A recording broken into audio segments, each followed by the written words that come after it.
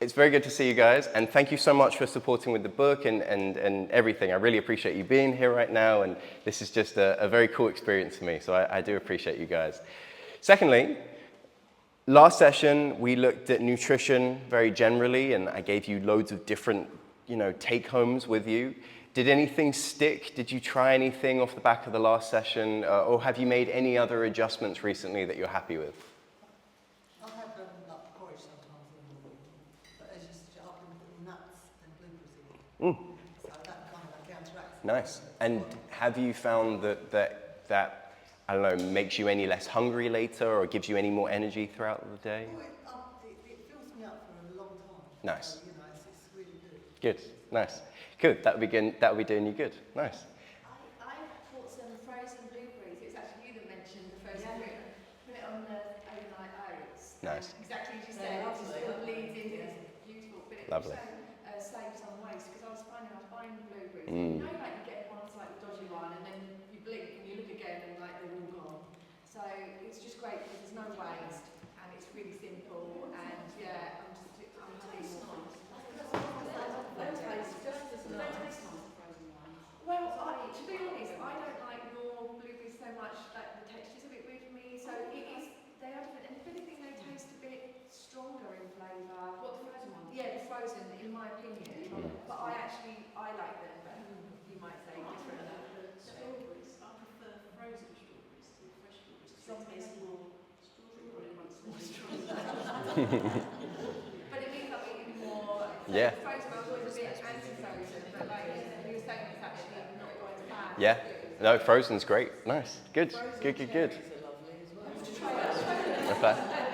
Okay. Nice. Good. Anything else to report before we get into it? Zach from your class in Sheffield, which I know was calling you about now sort of thing, but the rainbow of colour on the dinner plate. Nice. Good. Perfect. All right, good. Well, this all makes me very happy. Hopefully today you'll be able to take a few things away as well. And if you've got anything that you want to add, as always, just throw it in. But applied nutrition, we're going to go through weight a little bit to start, portions a little bit, and then foods that can benefit you in multiple ways. So the first part is about energy balance. So when I say energy balance, I really mean energy in and energy out.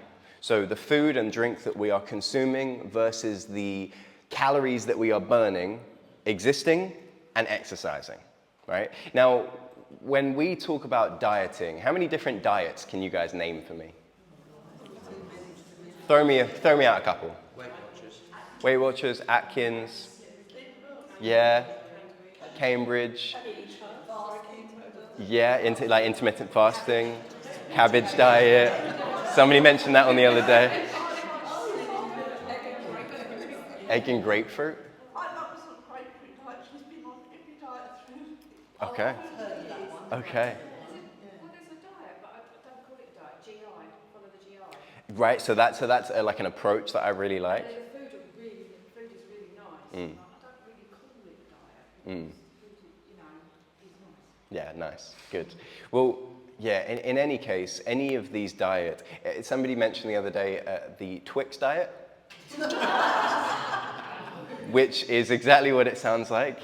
They say, well, this person said to me, you eat 2 Twixes per day, and I don't really know. Well, I don't actually know. However, she said she lost an insane amount of weight in a couple of days. Yeah, but that's the problem. That was all she was having in this period. So it was a couple of Twixes. So there's no nutritional balance. There's no long-lasting energy. Bad for the gut. Just bad for blood sugar. All the other stuff that we've talked about, right? So I don't recommend that one. But go on. Where can we get details of that? But there are diets, like elements of diets that you might want to try. So for example, the high protein diet. There are elements of the Atkins diet and like the ketogenic diet that are cool. You might want to cut back on carbs and try having a bit more fat for a bit and just test what effect that has. What I don't really recommend is going on to one diet, sticking to that one, and then not deviating. Because you don't know what benefits you'll reap from trying a different approach. And something that I've been doing more recently is I've been having essentially 2 meals a day, but my first meal is rather small and rather spread out. So the first thing I'll have in the morning is I'll have some kefir, I'll have some sauerkraut, which we're going to talk about in a little bit more detail. I've been having my protein shake, and that's pretty much it. And sometimes I'll have a banana too. So I have a couple different types of fiber, sauerkraut and kefir, good for my gut, protein gives me enough, and then I don't really eat anything until the evening time. And so this has been working very well for me, and I feel like I've got enough energy, and I feel like my brain is working well, and my weight has been stable. So this has been working for me. This may not work for you, but you've got to find an alternative that does. So in any case, any of these diets that we're looking at, or even Ozempic, the GLP-1 injections, or the gastric band or bypass surgery, stuff like that, they are all trying to get us into a calorie deficit. So eating fewer calories on a daily basis than we are, eating fewer calories than we are using on a daily basis. Now on paper, that is how simple it is. We are simply having to do more and burn more calories than we're eating. But of course, in reality, it's a lot more difficult than that, right? How many of you have done all of the right things but not lost weight like you wanted? Alternatively, how many of you have stepped on the scale and your weight has remained the same, but actually you feel slimmer? You know, maybe your clothes are fitting differently. So actually, the numbers aren't the end-all and be-all of what your health really is. It's up to you to A, feel comfortable, to feel good. And even, when we talk about BMI, the doctor might say, oh, you're overweight, let's say. But actually, if you feel comfortable, you like how you look, and you're happy, obviously, there comes a point when maybe we do have to lose some weight for our health. But if you're not at that point, then what's to say that you can't stay at the weight that you're at? So what I'm trying to promote to you right now, doing it progressively, doing it in your own way, and also doing it in such a way that you can feel good about what you are doing, and you don't have to make comparisons with other people. You've found something that works for you, right? So we're going to talk about a few different ways that you can go about doing this. But for now, I think it's important that we look at what actually affects how many calories you need. So your energy requirements are based on A, your BMR. Does anybody remember what BMR stands for? So that one's kind of crossed over with BMI, body mass index. Basal metabolic rate. So that is essentially the number of calories that you burn just existing. Every day, your organs are working, your muscles are requiring energy in order to sustain themselves, your brain is using up a lot of power, and as a result, even if you've done absolutely nothing today, you could still burn 1,500, 2,000, 2,500 calories, depending on your size and age and stuff like that. And then activity. So if we add our baseline to our activity, so let's say I am burning 2,000 calories a day as my baseline, and then on top of that, I've done 500 calories worth of exercise. I now have to eat 2,500 calories to be balanced. If I eat 2,300 calories, that means there are 200 calories that need to be accounted for. That will come from the body fat that is on my system, that is on my body. And then if I eat 2,700 calories, that's 200 calories that is going to be added to my body and stored for later. Does anybody remember why that's the case? Why do we store body fat? Is it energy? I mean, it is energy, but it's stored up energy, kind of like keeping a battery. But why? In case Yeah. need it, or, I can't explain. In case, right? Because for most of human history, we didn't know when our next meal was coming. We got lucky if we found enough food to sustain us and then give us more than we actually needed. Whereas these days, we have cupboards and fridges full of food, freezers full of food, and we know when our next meal is. I imagine you might be thinking about what your next meal could be already, like what's lunch, what's dinner going to be, what am I having tomorrow, when I'm going out for dinner next week. But that's more of a modern privilege. But as a result, we are able to pack on more weight and eat more calories than we really need. What are your thoughts on this so far? So there are a number of things which affect how many calories you burn as your baseline. Age is a big one. Do we burn more calories or fewer calories the older you get? Right, this is why people generally struggle to maintain their weight the older you get. Bodily processes slow down, we become less active and our metabolism just slows down. Gender, what gender typically burns more calories? Yeah, men. Yeah, I know. Generally, more muscle, denser bone, and taller. Although I think I missed the boat on that last one. I know. General health. For example, I have the flu. Am I likely to be burning more calories or less calories? More. The immune system takes up a lot of energy, and when you're flu and the iller you are, the more energy you're going to be burning. That's why a lot of the time, if you're ill and you're not eating, you might find that you look slimmer afterwards. That's not a diet that I'm recommending, but it works. But, you know, on the contrary, you're less active, you might find that you've got a bigger appetite, you actually might eat more calories if you're ill that day. Health also goes in the other direction. Can anybody think of a condition or something that will make you burn fewer calories? Oh, sorry, I thought you were going to say anything. I was going to say pregnancy. But you are right in the reverse. Being pregnant will increase the number of calories you need. Medication. I actually don't know as much about that, but you are right. Some suppress appetite, some increase them. I was thinking an underactive thyroid. Is that what you were thinking? Yeah, so an underactive thyroid will generally mean that I'm metabolizing food slower and I'm not able to metabolize it quite as well. Sorry. You're welcome. Weight.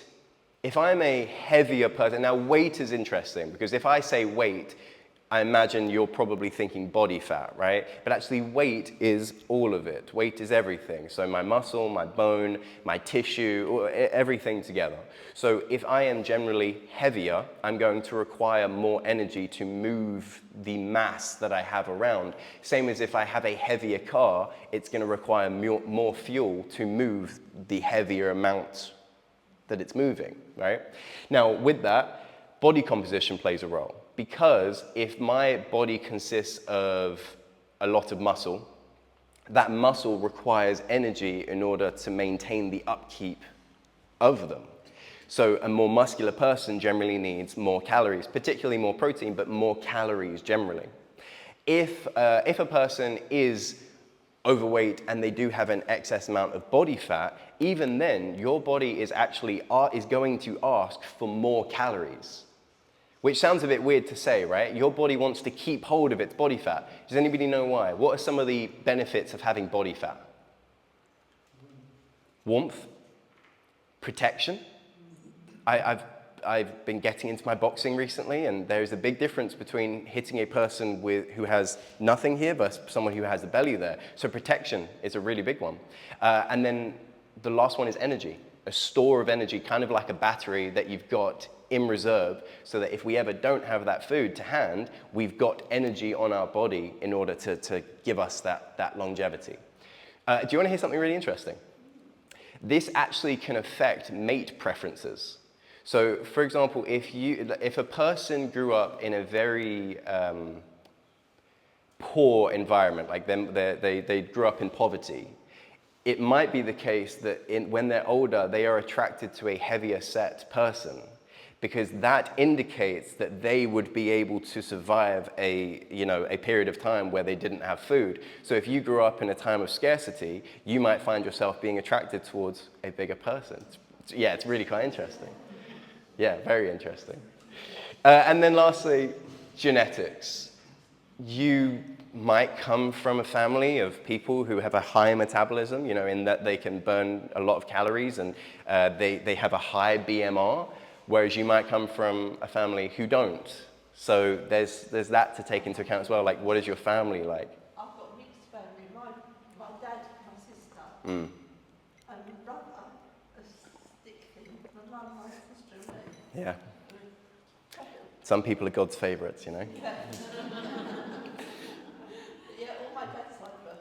Yeah. Yeah, I'm the same. My mum's side is slimmer, Yeah. dad's side are Mm. chunkier. And that is quite common. So genetics do play a large role in it.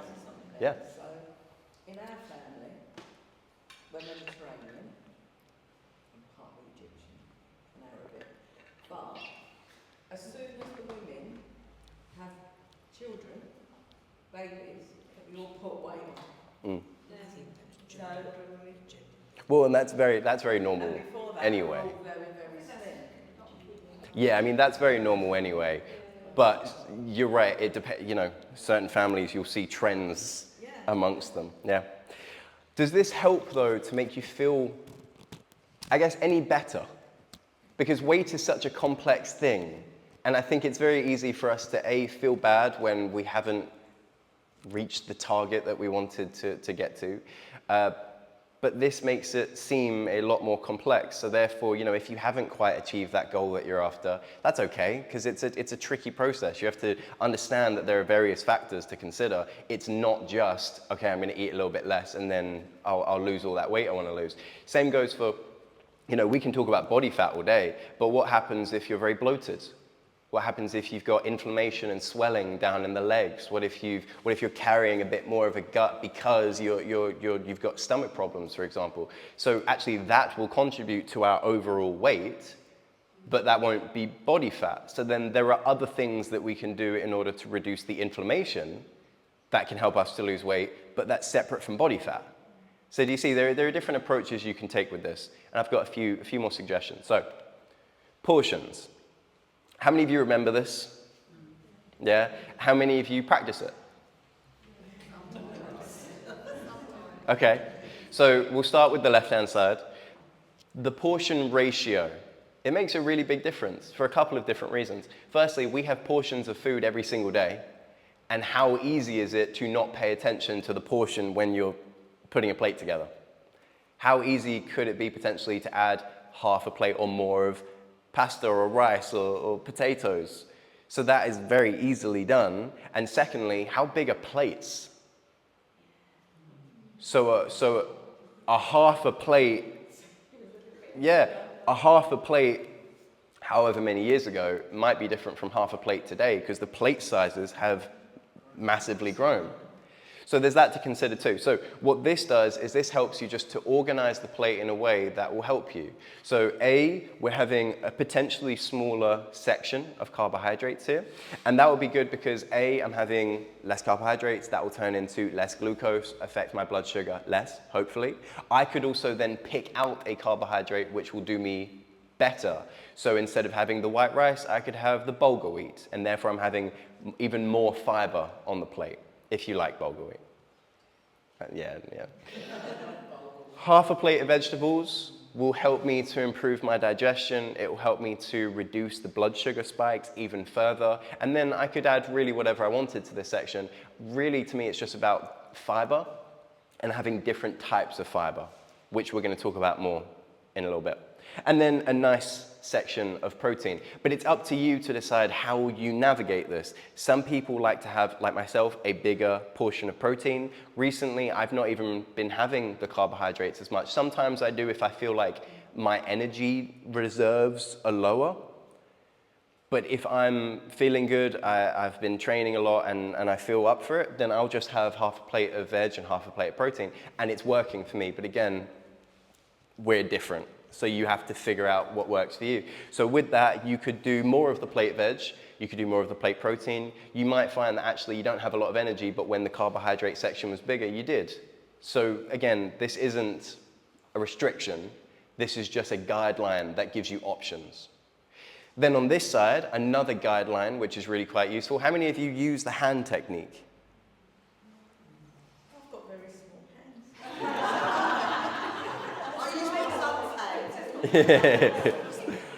Well, Joe, I hate to break it to you, but you are rather small. So you know what I mean?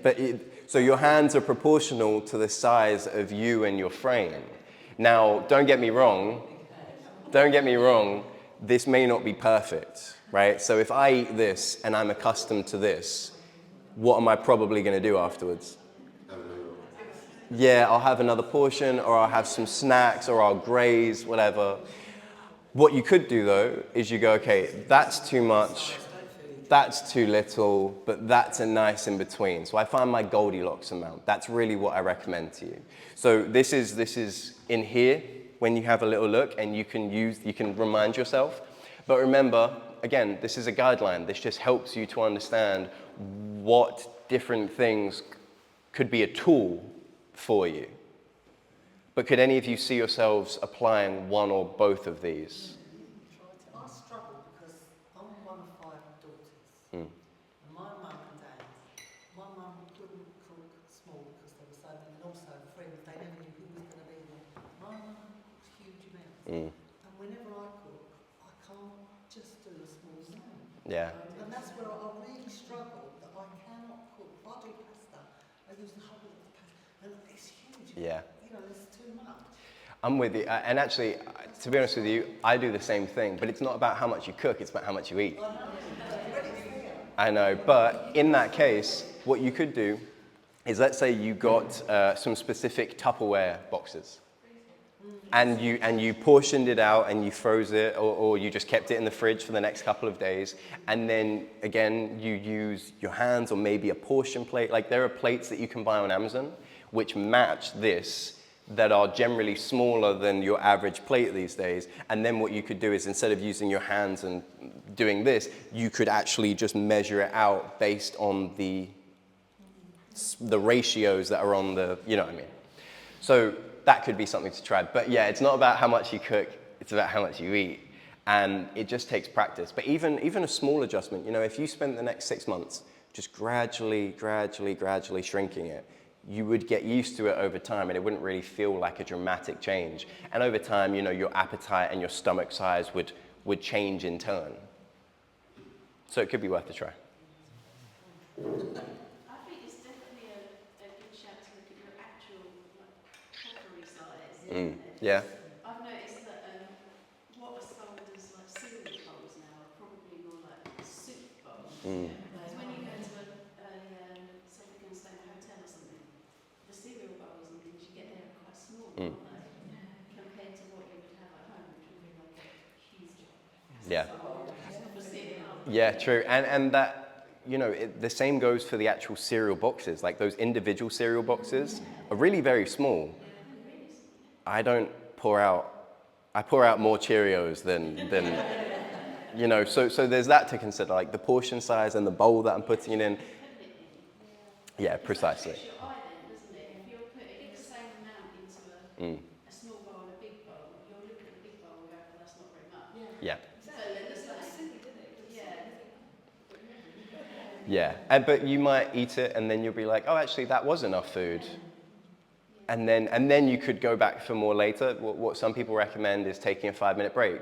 So I eat the food, whatever it may be, I take 5 minutes, and then I decide whether I'm going to go up for seconds, because it's very easy to make kind of a split decision and then, again, pack on more food than I really need.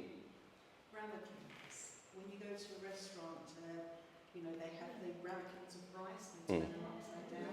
That is the ideal portion for rice and pasta. Okay. They're so small. Okay. You can get bigger revenue. Well, I mean, it could be worth a shot, because visually it might look small, Yeah. but in practice that might be perfect. Yeah. Works out about 100 grams. Okay. Okay. So that's good to know. That's useful. Yeah, that's useful. Now, these are just guidelines. These are just suggestions. But the reason why these are useful is because it helps you to have a bit more of an objective relationship with the food. And coming back to the weight, if I can start to slowly make some adjustments, and I can be objective when I step on the scale, which is a skill in of itself, that means that I can make the connection between the changes that I'm making and hopefully the changes that I'm seeing on the scale. right? It's very easy to feel quite, I think, guilty sometimes when you step on the scale. Do you have this? Even if you don't step on the scale, how many of you feel negative when you think of the scale itself? And that's because I think we generally place a lot of self-worth on the number that you see or you don't see on the scale, when in reality, that is as objective as it gets. That is the result of inputs and outputs and the other things that we talked about and the inflammation and stuff like that. But there's always a reason. If we can start to identify what our habits are better and then decide what we're going to do to change it, then we can hopefully see what the results are. I now have a very good understanding of what I need to do to get to a desired weight. So in the last few months, I think I've cut about a stone from my weight, which was intentional, and it's been very slow in the process, and now I'm just maintaining it. Now I'm very happy at the weight that I'm at, and I actually was having some gut problems for a while now, and those are now gone. And we're going to talk about that a little bit too. So a lot of what you're working towards can be resolved, but it takes time and it takes you being objective about the results. Because if you have a 2-week span of time where your weight is just continuously going up, that's not for no reason. But if we're only beating ourselves up for stepping on the scale, then we're not going to take a sec to look at what the cause is. If you find the cause, then you can implement a change, and then you might find that that trend discontinues. So that brings me to this next bit. We also want to start then adding foods which will benefit us in multiple ways. Because when you do that, the benefits begin to stack up. So for example, the nuts and berries that you're adding to your oats are going to be benefiting you in multiple ways. The nuts, a form of fiber, a form of protein, a form of healthy fat. They will help to improve your blood sugar. They will help to improve your energy levels and extend them. They will also be good for your gut, and the list goes on. And that's just the nuts. The blueberries help with the inflammation. The blueberries add antioxidants to the body. They also add a different form of fiber. So suddenly there's 12 benefits, let's say, between the two of them.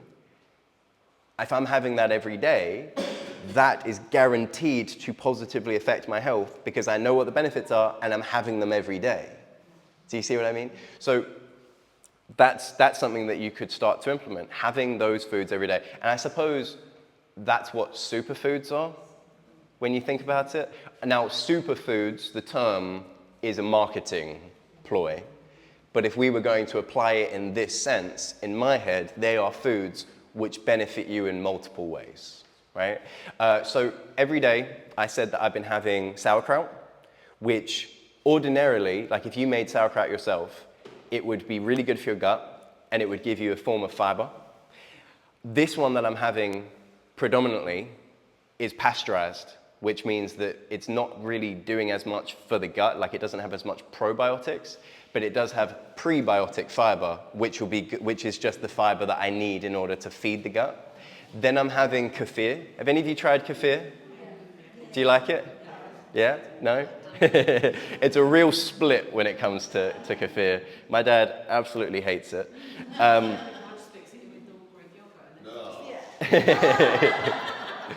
See? I really like it. But the more that I eat it, the more I like it because I begin to crave it because it's working well. So probiotics contain bacteria which essentially grow inside the gut and help me to improve the environment, the ecosystem that exists here. That can help me to improve the levels of inflammation in my body. That can help me to improve my digestion and hormone regulation, loads of different things. And that has really helped to deal with the bloating that I was dealing with for a while. The sauerkraut feeds that and adds to it a little bit. The protein shake is one that I chose because it was like it didn't have any additives in it. It was non-GMO and organic and blah blah blah, all that stuff, and it seems to be working. Then throughout the day, what I try and do is just add as many different types of plant-based foods as I can. So I don't eat an exclusively plant-based diet. I do eat a lot of meat. But generally speaking, I try to add as much variety as I can. Do any of you know how many different plant-based foods we should include in our diet per week?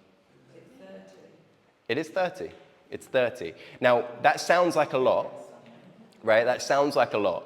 But let's go with your example. I'm having porridge in the morning, and I put some nuts on it, and I put some seeds on it, and I put some berries on it. There's 4. I could even put multiple types of seeds and berries on it, and I could probably boost that up to 6 or 8.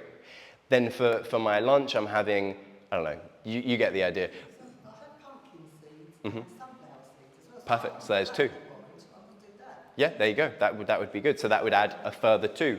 Now, on top of that, herbs and spices actually contribute.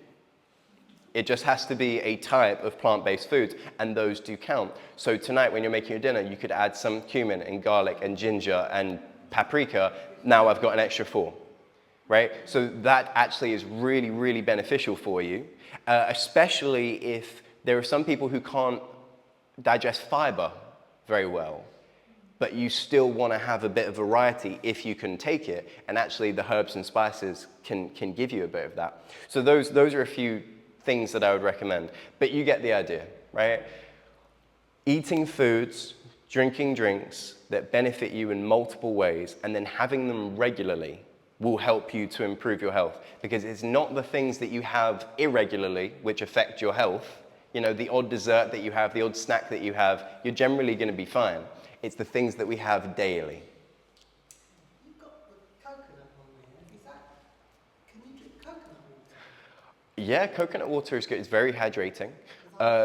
Yeah, coconut water is say again? It's not supposed to be good for you for diabetic, coconut. I have heard the opposite, but I'll look into it a little bit more to make sure that that's accurate. Mainly it's up here because I couldn't take it out of the picture. That was.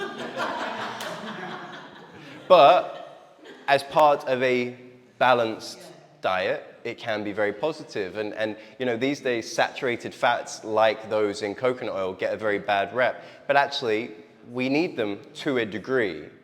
We just don't want to overdo it, you know? So, are we happy with what we've looked at so far today? Okay. Please. You've got it, you've got it. Mm-hmm.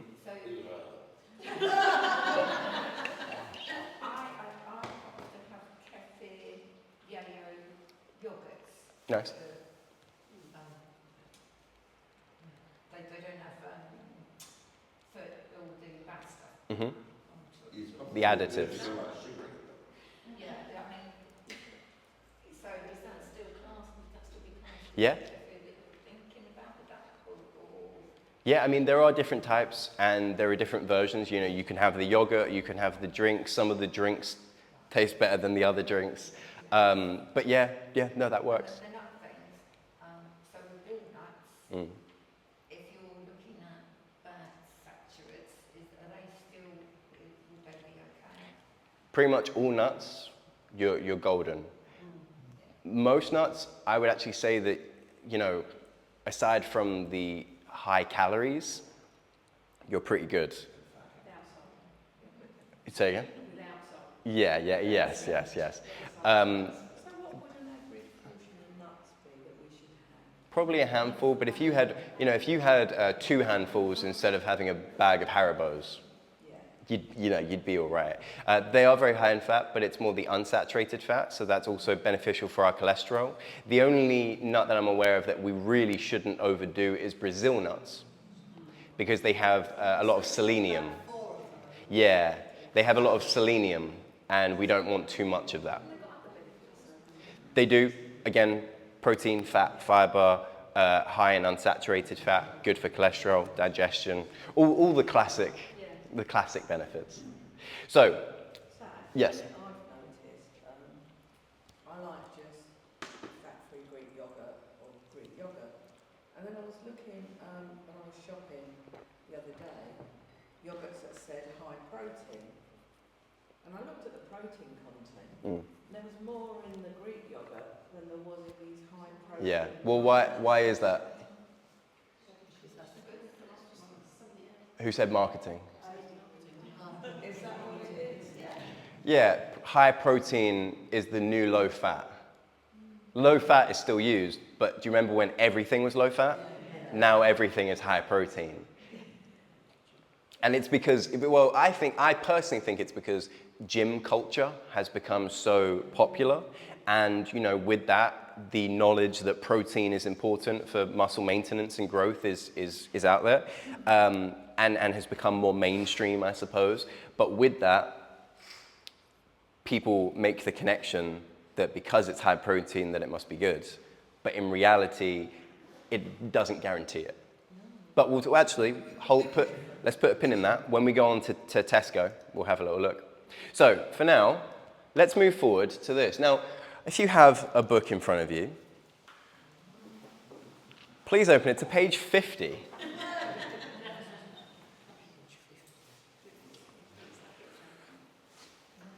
Now, if you don't have a book, I've got it up here anyway. But these are examples of two different forms of pasta. The first one is your typical wholemeal pasta dried in a bag that you get from the shop. If I had white pasta, it would look very similar, but it would say, just say wheat flour instead of whole grain or wholemeal. Now, this one, does anybody want to hazard a guess as to what this is more similar to? Salt. Not that specifically, but like this product. Yeah, it's a much more processed form of noodles, kind of more like a pot noodle. Some pot noodles are better than others, but more like a pot noodle than anything else. And, well, it depends. It depends. If they have the same ingredients, the only difference is that one of them is dried. The difference is pretty minimal. But the difference between these two is a lot larger. What's the main thing that we're concerned about here? The additives, right? I'm looking at the ingredients that I wouldn't necessarily have inside of my own house. Now the question is, how many of you can tell me what effect these ingredients have on the body? I've got sodium tripolyphosphate, sodium carbonate, sodium hexametaphosphate, alginic acid, sodium phosphate, guar gum, tocopherols, and blah, blah, blah. Sodium salt, they preserve you. Sodium salt. Okay, so a lot of the time when I do this, a natural assumption is that I am looking at various forms of salt because there's the sodium in the name. But that isn't entirely the case because when sodium is one thing, sodium carbonate or sodium hexametaphosphate, that's a whole new compound.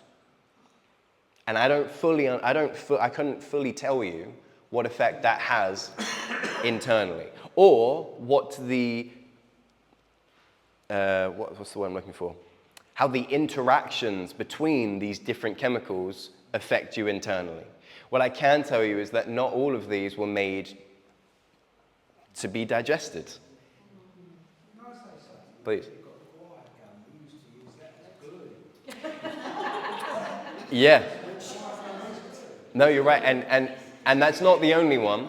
There's guar gum, there's locust bean gum, there's a bunch of different types, and they can disrupt the gut, they can make it very uncomfortable. There are other ones as well. Xanthan gum, that was the one I was trying to think of. Yep, and it thickens it up, it makes it stickier, right? But I can tell you for a fact that my body does not like that. There are other ones as well. Mono and diacetyl tartaric acid. We'll go through. There's a whole bunch with it. It's just long names. But my point is this. How many of you are sprinkling some sodium hexametaphosphate onto your breakfast in the morning? How many of you even know what that is, right? The problem is that we are often eating these foods which contain ingredients which may not be treating us very well. Those things interact with medication in your prescribing? Yep. Like those? I'm not saying it's guaranteed that these can, but obviously it depends on the medication and the additives we're looking at, but absolutely. You know, these can be preservatives, sweeteners, thickeners, emulsifiers, colorings, flavorings, blah, blah, blah, blah, blah, all kinds. And I don't know what the effect will truly be. But what I can tell you is that the more of these ingredients you have in the product, the more processed it generally is. So when I say processed foods, do you think good or bad? Because that's the natural assumption. You hear about ultra-processed foods in the news a lot of the time. And obviously, I have spoken about them, not always in the most positive way. But in truth, a processed food is simply a food that has been changed and altered. Every food that you go to the shop and you look at has been processed to a degree, but it depends on to what degree. So I am going to the shop. No, I am growing my own vegetables. I cultivate them. By virtue of the fact that I have removed them from their original place, I have processed them. I've now sliced them, I've seasoned them, I've cooked them. They are now more processed than they were before. Now let's take that to an industrial level, or a commercial level. They cultivate the crops, and then they add whatever, cook it up, they add more to it, then they spray it, or whatever it may be. The more steps they have taken and the further that food has strayed from its original form, the more processed it is. So with that in mind, there are a lot of processed foods. Like I've mentioned before, Cheerios. I really like Cheerios. That's a processed food. You don't find that perfect ring out in nature. Yeah, 100% processed. But there are certain cereals which contain more additives and ones that contain less. So it's up to you to find the ones that are more processed, the ones that will treat you better, and the ones that will treat you worse, right? So again, we're going to look on Tesco in a little bit and have a little look, but I want you to think of a few products, and we're going to make some comparisons when we get online. But are we happy with this so far? And is this it? I feel like this is an easy thing that people can start picking up. It's not necessarily easy to read all the time, and it's not necessarily easy to understand what it is you're looking at, but a simple rule is if you don't have it in your kitchen, and maybe you can't pronounce it. It's not allergenic. Was it allergenic? Has that got gin in it? So we know where your head is at right now. So this is an easy thing that we could take away from today. Trouble is sometimes, the ingredients are hidden under like a flap or something, so you've got to look for them a little bit. And when you do look for them, yeah, I was going to say, sometimes you have to give it a proper look. But this is an important thing. Go for it. It's hard to buy things that haven't got some of those in it. It can be. It can be. And some products, it's much easier than other products. There's also the idea that these are often more expensive than these, but that isn't always the case. They tend to be doing more white pasta than they are brown pasta now. A few years ago, there was a lot of wheat pasta and brown pasta, but now, Yeah, that's interesting. But yeah, say again? that's what I've been buying. Nice. I like the brown pasta. Interesting. Maybe it's just more popular. Yeah. Yeah, not even in Sainsbury's as well. We always buy home pasta. Yeah, Nice. but in certain ones you can't get it. In certain pastas you can't get it at all anywhere. You make pasta. It's not really nice.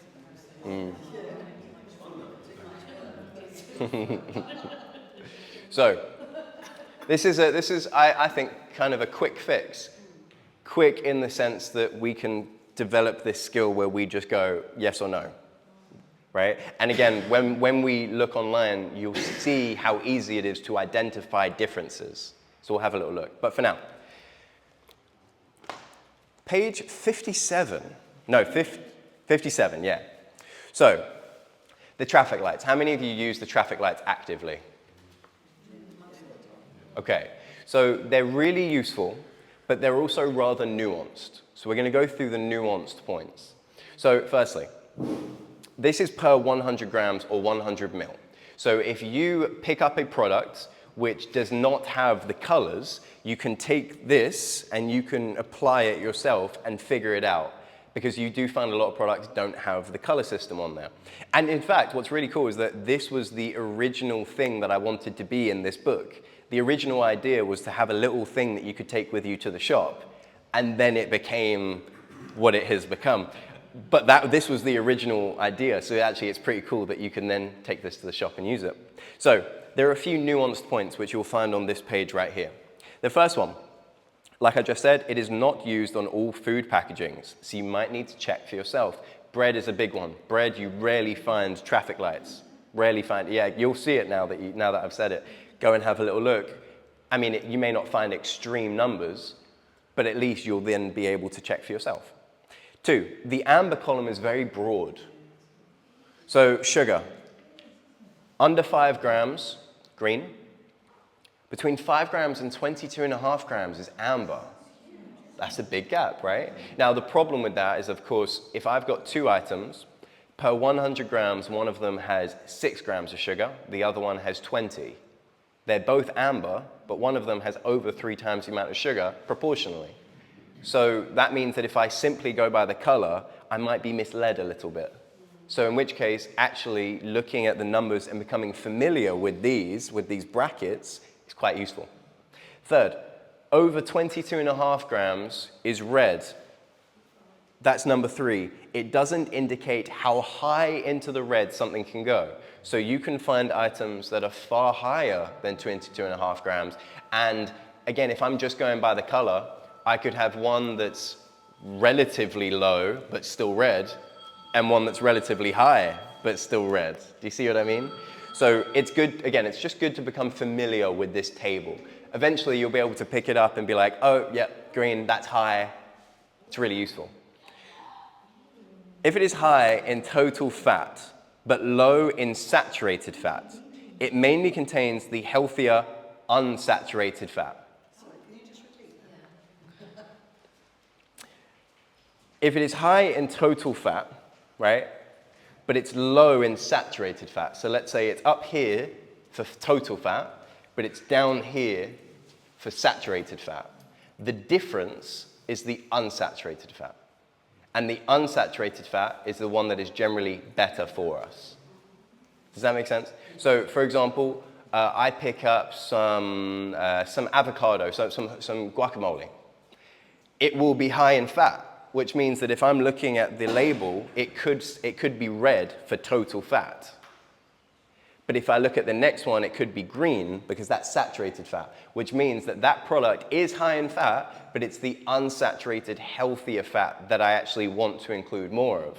So for some people, they might see red and be put off, when in actuality, that one could be better for you, but it's just about that nuance, right? Whereas if it's high in total fat and it's high in saturated fat, that tells you the opposite, that it's probably not as good for my cholesterol.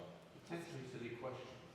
Instead of putting total fats, why not just have unsaturated and saturated? Yeah. It makes it a lot easier to understand. I agree with you, and I'll let them know. I'll put a word in. I mean, ideally, you want the colour system on all products. Yeah. Just having a table. No, I agree with you. And you're right. I think there should be more nuance there. It's a little bit oversimplified, if you ask me. And these points, these 4 points that I've just read to you, means that you actually have to understand more about it in order for it to really make sense. So fiber we'll see on the next page. And actually, that's a good point. You would want to see indicators that this is higher in fiber, higher in protein, higher in... But really, they're leaning more on the negative, right? Which I suppose makes sense because they're giving you the key indicators which will affect your health. So fat, sugar, salt. I agree. I agree. I agree. And also, you know, I could pick up an item which is green, green, green, green, but it also has no fiber and no protein, and so no nutritional benefit really. So I mean, I've always had, like since I've had diabetes, had to, I can do up to sugars up to 5 kilograms. sorry, say again? On the sugar one, you can only go up to 5 kilograms per 100. So I've been reading these charts for ages because I have to combine everything. Okay, I'm with you. Five. And sometimes you'll see a yogurt, and the yogurt will have something like 8 grams. And you think, Yeah. but yogurt's supposed to be healthy. I can't have it. On one yogurt, I can't have it. Yeah. Okay. Well, yeah, that is an approach that a lot of people take. But 5 grams of sugar, that's equivalent to just over 1 teaspoon. So that is one thing you could do, but it's not necessarily a requirement. A lot of people can be diabetic and do have more sugar, but then just monitor the other sides of it.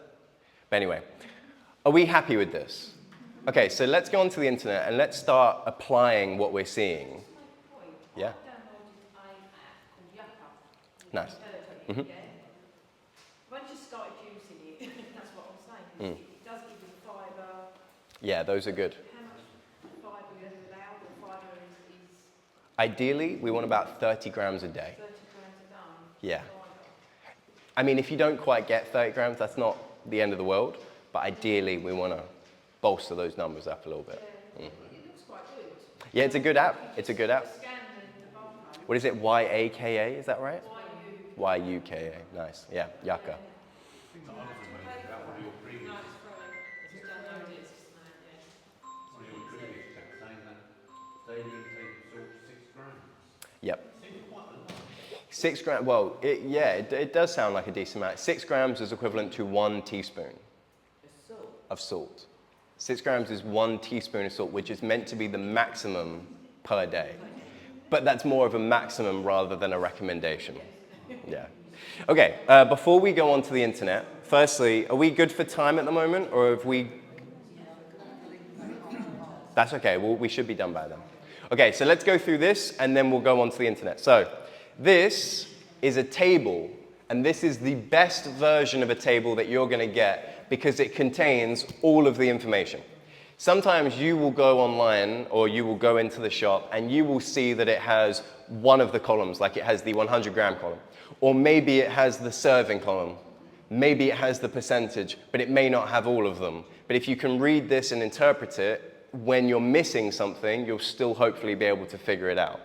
So, first thing I like to do is I like to go down column 2. This tells you per 100 grams how much exists inside of that product. Now, the useful part about that is that we can then start making comparisons. We can start making comparisons here. So, total fat, 34.9 grams. Anything over 17.5, it's red. So actually, that's not only high, that's quite significantly high, right? 21.7 grams of saturated fat. How high is that? Anything over 5. So actually, that's over 4 times into the red section. No sugar, so green. 1.8 grams of salt per 100 grams, that puts me just into the red. But I could have a product that has, let's say, 20 grams right here. So actually, this is comparatively much better. So it's good to make the comparisons. Are we happy with that? Then I could say, okay, well, this one has no fiber. That one's got 4 grams of fiber. This one has 25.4 grams of protein. The other one has 36. And then I can start using those metrics. Now, the problem is, if I am having a product, what is the likelihood that it's 100 grams per portion? It's rare. In most cases, it's either higher or lower. In this case, it's lower. Now, before I tell you what this is, do any of you, oh wait, you may have seen in the book. If you saw in the book, don't say it. Do any of you want to guess what product this is, based on the numbers that you're seeing? You saw it in the book?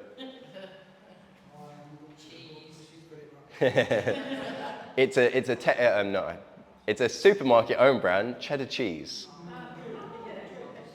And you can tell high in calories, high in fat, high in saturated fat, no carbohydrates, no fiber, high protein, decent salt. But it's nice. And the thing is, I'm not saying it's bad, but that's why I thought this would be a good example. Moderation. So a 30-gram serving, when it comes to cheese, is roughly the size of a matchbox, not one of those matchboxes, one of these matchboxes. And 30 grams, 30 grams, I mean, how many of you could get through multiple 30-gram portions very easily, right? So now I have a whole new set of numbers right here. And actually, how much fat is 6.5 grams of saturated fat? Is that a lot? Is that a little? We know that this is proportionally quite high, but how much is that? How much is it? You know what I mean? That's why we have these columns right here. So this one tells you how much an average adult should be consuming of each of these on a daily basis. Now, the key word is average adult. We're all very different. If you're taller, bigger, male, those numbers might be higher. If you're a shorter, smaller female, those numbers might be lower, but still. So, an average adult should consume 20 grams of saturated fat per day on average. That equates to 33% of your daily intake if I have that portion of cheese right there. Yeah, so that means that one little piece is 1/3 of my daily intake of saturated fat. If I eat 3 of those, I should be, well, theoretically, I should be tapped out for the day. And that's not including the other forms of fat that I've consumed. If today I had a bacon butty with butter on it, well, then actually I might already be over the threshold. So that helps me to understand how much I should really have in a practical sense. If at the moment I'm having that much, and I'm like, okay, I'm having 150% of the amount of saturated fat I should have in this snack, well, then cutting that back can be an effective approach. Does that make sense? How can you get like cheese and milk and stuff? So trying to get enough of the calcium that you need without overstepping the fat. Well, it's tricky because it depends on whether you like and can have the other forms of dairy. Like you have your lactose-free milk, but if a person doesn't have any milk and they have like a milk substitute instead, they should get the one that has calcium added to it. But yeah, if I'm having a lot of cheese in order to get my calcium up, that could be a problem for my cholesterol if I'm overdoing it. Same with like the cream and you know, stuff like that. So I think it's just a balance. I think it's just a balance. I take the calcium supplement. Okay, nice. Calcium D? Calcium D? It's a tablet form. Oh, but there are other foods which contain calcium. I have a list in here. So at the end, towards the menopause section, where are we? Here we go.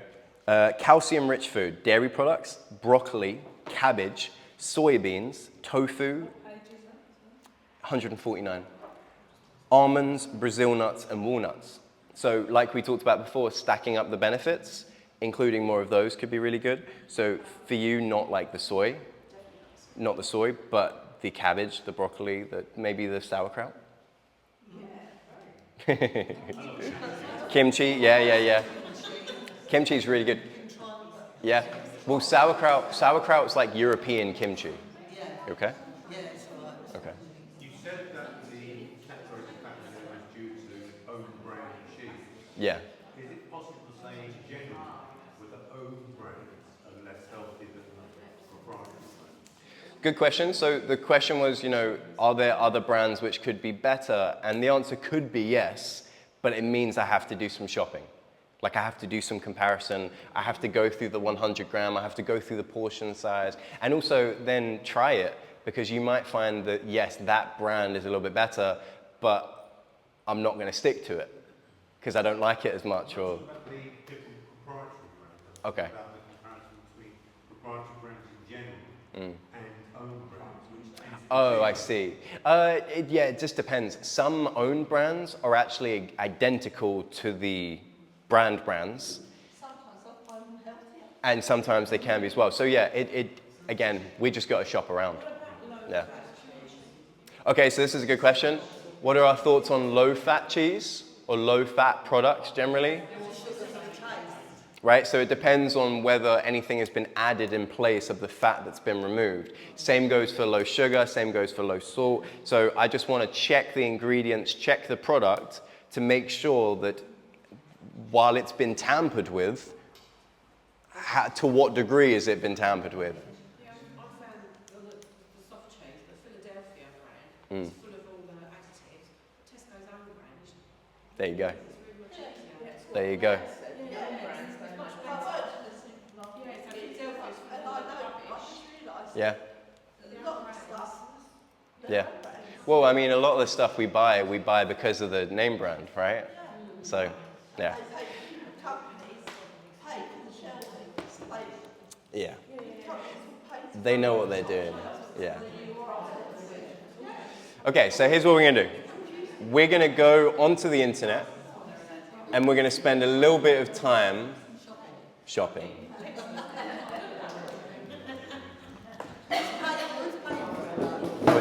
What'd you say? Okay. Did anybody think, I want some comparisons. So do any of you have a couple of products you want to look at? Denise, did you have? I was going to say, can we look at like a normal cheddar cheese and a reduced fat one instead? Yeah. Yeah, that's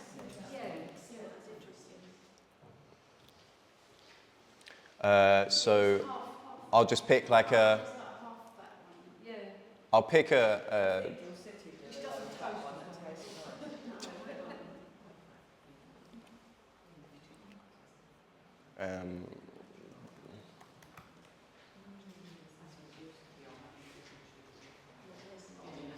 like which one?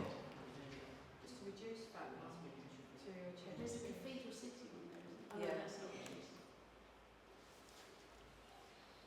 That's not cheese. 50%. Well, this one's grated, but oh, actually, wait. Let's go with the 30% reduced fat. Okay, so this is the 30% reduced fat, and I went for the Tesco own brand, so it matches. Okay, so let's have a little look. So first, this is something that we didn't look at just now, but relates to everything we just looked at. So if I see these 5 boxes on the front, this tells me per portion how much exists inside of that. So the percentages that we see right here are the same percentages that we see on the big table, but mainly for those 5 indicators. So we've got energy, calories, fat, saturated fat, sugar, salt. So a portion, again, that 30 grams, 5% of my daily calories, 94 calories, I mean. Fat, 6.6, so 9%. 21% of my fat for the day in that one piece. We have 1%, less than 1% of my sugar, so we know we're good on that. And 9% of my salt. Let's compare it. Let's go with this one. Whereas this one is 6%, so we've got 30 more calories per portion. We've got 10.5 grams of fat as opposed to 6.6, so 9%. This one's 15%. This one's 33, whereas the other one was 21. We've got the same amount of sugar and then same amount of salt. So, yeah, we are seeing a reduction. Now, of course, what we don't want to do is eat more of the reduced. Can we see the ingredients? Yes, of course. So this is just milk, and this is the same. So when you find a product which is just one ingredient, often they don't even list the ingredients. So in this case, what they've done is they've just removed some of the fat, but they haven't added anything in. So this is a good example. Let's go with the Cathedral. Have a look at the Cathedral. So the Cathedral one, we don't actually have the boxes, which means that we have to compare for ourselves. So then we go here. Now, in this one, like I said before, you don't always have all of the columns. In this case, which one are you missing? Or actually, which 2 are you missing? That's it. So we're missing the percentage and we're missing the overall intake. So I actually don't know what percentage of this makes up. However, if I become accustomed to learning the numbers, I can say, okay, per 100 grams, this has 1.8 grams of salt. I know that that's high. And if I'm looking at a portion, this only has 0.5 grams of salt. 6 grams is my daily maximum. So actually, if I have 1 portion, I'm pretty good. If I have 6 portions, I'm up to half my daily intake. This, the normal one, the mature one. But yeah, so that's a good comparison. What other products do you want to look at? Yogurt? I tell you what, let's do yogurt and then bread.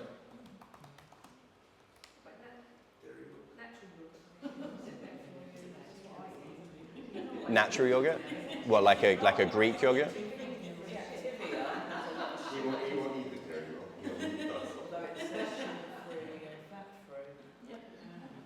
Any in particular you want me to click on?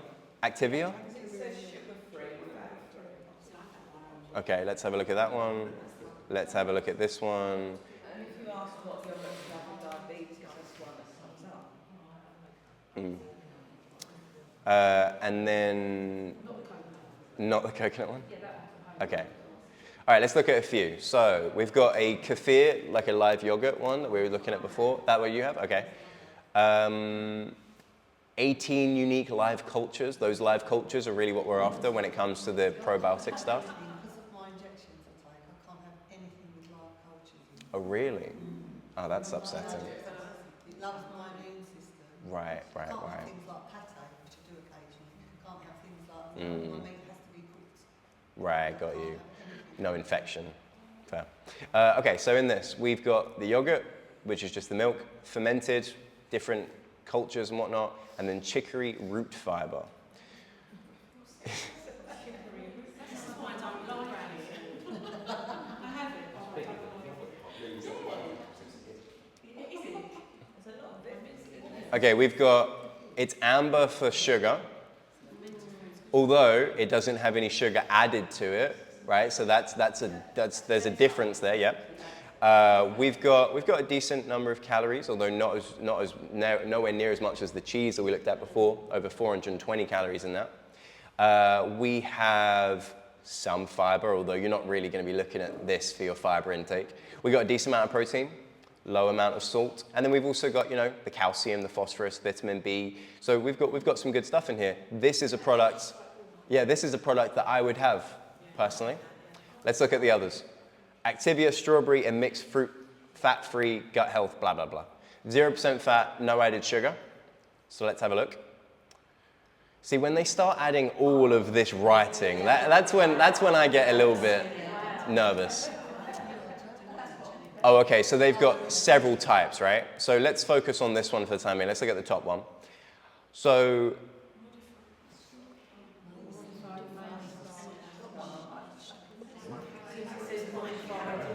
okay, so first, let me tell you this.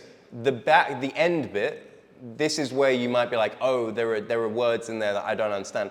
These are the live culture parts, right? So these are additives, but these are ones that we're after if we're getting this product. However, what are the two ingredients that I would pick out to you? Yep, sweeteners right here. So we've got acesulfame K and sucralose. Acidity regulators. All valid questions that you're asking. I'm mainly concerned about the sweetness in this. We've got no sugar, so they've replaced it. And realistically, there's no real telling that the sweeteners will do us, that won't do us harm. Some of them can cause gut disruption and IBS symptoms and have a laxative effect, but they can be helpful for reducing your sugar intake. So I'm not going to knock it entirely. It depends on you and your preference. Personally, my preference is I'm going to have a little bit less sugar because I know that the sweeteners don't affect me positively, whereas other people have the sweetener because they find that maybe they find the sugar addictive, or they just can't help but have too much, or it doesn't affect them very positively. My son has eczema, not so bad now. When he was younger, he was really bad. He was told to have full fat. Because aspartame affects his skin. Interesting. Yeah, so that's an example. Yeah. It's a poison. Yeah, that's a good example. What were we going to say? Yeah, go for it. You like goat's milk? Goat's milk is better for kids with Yeah, it's just bad now, but... Goat's milk would be better. Oh no, we tried all that. He's not allergic to dairy products. no, goat's milk is not. Last warning. Tried all that, made no difference. No. Identity, Right, But what we found was, we was putting them on sugar-free drinks, Yeah. and that was actually making it worse. So you get real. And we found out through trial and error that was So it's partly one of the because ones of you it. stay away from. Yeah, It's the aspartame. Tiny things, I mean, but when I was growing up, it was probably milk. Yeah, That's what we're talking about. Yeah. It's been modified. Yeah, we tried so many things over the years. He's 25 now, and he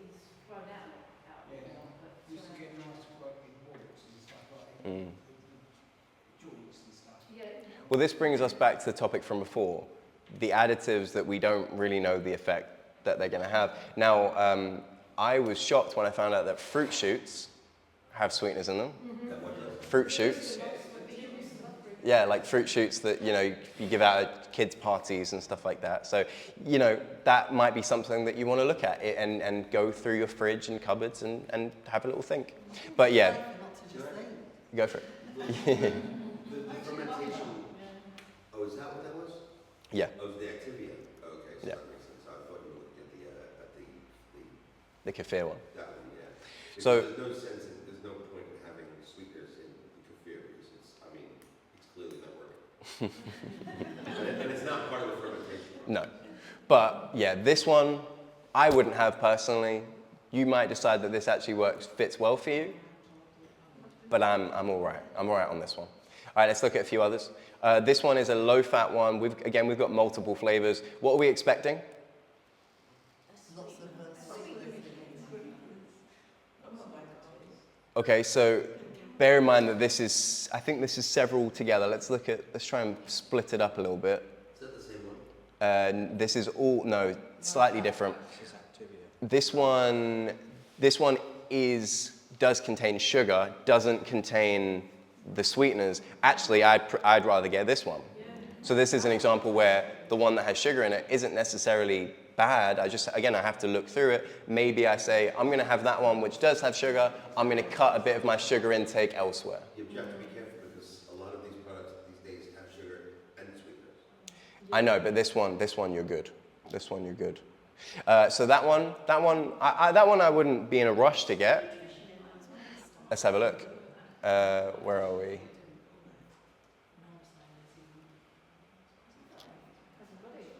Oh, we don't have it. So in this one, we don't even have the label. So that's actually pretty cheeky. That's pretty cheeky.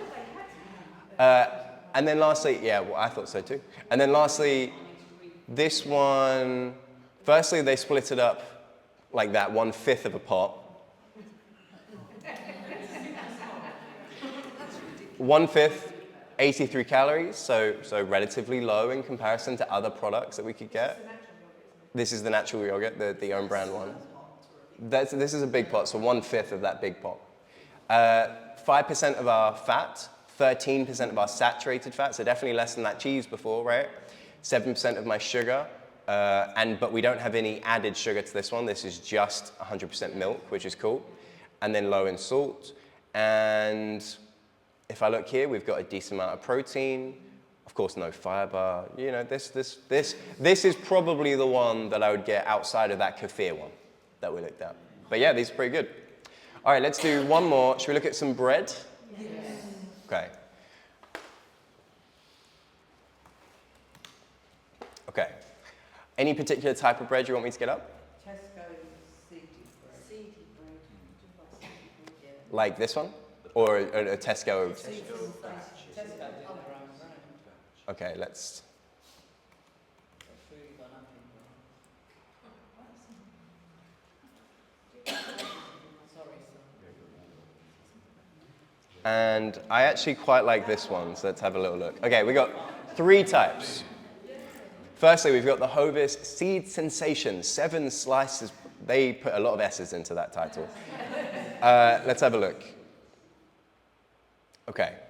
Firstly, let's look at the ingredients, because that's where I'm most concerned here. White flour is our first ingredient. We've got the added stuff, the calcium, the folic acid, blah, blah, blah. Water, seed mix, and different seeds in there, so that will be good for boosting up the number of plant-based foods we're having, like we talked about before. We've got wheat protein, salt, soya flour. We've got E282 and E472E. Now, what I can't actually, let's look them up. E282. This one is calcium propionate. This one is a preservative. Some people don't get along with this one. It doesn't affect everyone's stomach in the same way, so you have to, I guess, test it and see if it's okay for you. The other one was E472E. E472E.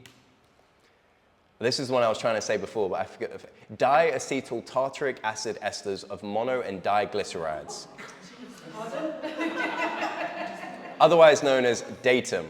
No, this is an interesting one. They are used to kind of emulsify the product and congeal it a little bit, but can cause some stomach disruption. So, and what's really interesting is that these are in a lot of the products that we eat quite regularly, a lot of snacks. So if you find that you have gut problems, there are some ingredients that you might consider testing, removing for a little bit to see what effect that could have on you. So that's the first one. What are your thoughts on this bread then, so far? We'll have a comparison of the nutrients after. I've been making my own. Yeah? Bread maker, Nice. So I'll do a seeded one. Nice, and I'm sure that's probably going to be the best. It's a lot more filling. Yeah, nice. A lot more dense. But it doesn't last as long. No, and it doesn't last as long because it's nice and we eat it quicker as well, right? No, I mean it goes well. No, of course. It goes within sort of. Can you freeze it? Within about 6 days. Slice it and freeze it? 6 days. To freeze it, yeah. I just make a smaller loaf now, so. Freeze stuff. Yeah, I just want a bit of freeze. Yeah, slice it and freeze it and Yeah. just take out how many slices you want. Yeah. That work. How long does it look of homemade last? No, A day. I do sourdough. I love sourdough. I like sourdough. We're going to look at one. Okay, let's look at this one. So this is the second one. This is the, okay, how many of you might assume that this one is great? Because it looked, to me, well, that's too.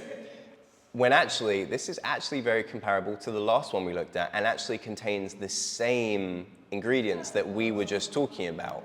In fact, both of the same ingredients we were just talking about. So this is all marketing, right? It looks really good. I probably, based on the visual cues, would pick this one over this one, but in actuality, they're pretty similar, I would say, in terms of ingredients. And then lastly, there's this one. Now, I haven't tried this specific one, so expensive. It's very heavy, but let's have a little look at the ingredients. So I said to you before, once you start practicing looking at the ingredients, it's very easy to tell the difference between different products. And immediately, you can see that we've got a big difference here. Less additives, less ingredients in this product. And I'd say everything there looks like something you could potentially have in your cupboard. At least you've heard of it, you know of it. Similar sourdough, and it's got hardly anything in it. And Nice. a lot of Aldi products have very few additives. They're sourdough crumbles, Like like the they're peanut butter and stuff. really not. So you get the idea. What I would generally suggest is do this yourself. Now that you've got this, now that you've got a tool to help you do it, either go to the shops or go online and just practice doing this, because I promise you, the more you do it, the easier it will be for you to decide very quickly what it is you would like to buy and what it is you would like to discard. And additionally, I would suggest that while it's fresh in your mind, go home today, look through your cupboards, look through your fridge. I'm going to Morrison's. Nice. And you might find a few surprises in your own home. So I'm excited to find out what you drum up. With me, when I look at all the things, and when I see it's got a high fat content, I don't consider that. I've never thought of looking for what the saturated is. I'll see the high, and I just think, oh no, and I'll put it back. Yeah, which is common. Yeah, we need a holistic view, right? So if you can look at the ingredients, at the numbers, and also, if I'm only looking at fat and I pick the product which is lowest in fat but very high in salt, and I'm having that regularly, well then my blood pressure could potentially become a problem because I'm not paying attention broadly to the product as a whole. We need to look broadly at these products. Yeah, at everything. And then again, like I said, the more you practice doing so, the better an understanding you will have of the products that you're picking up.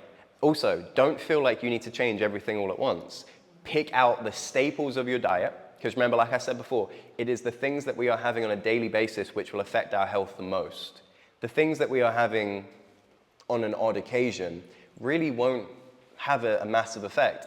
Things we're having daily. So look at the staples of your diet. If every day I'm having a particular type of bread and I'm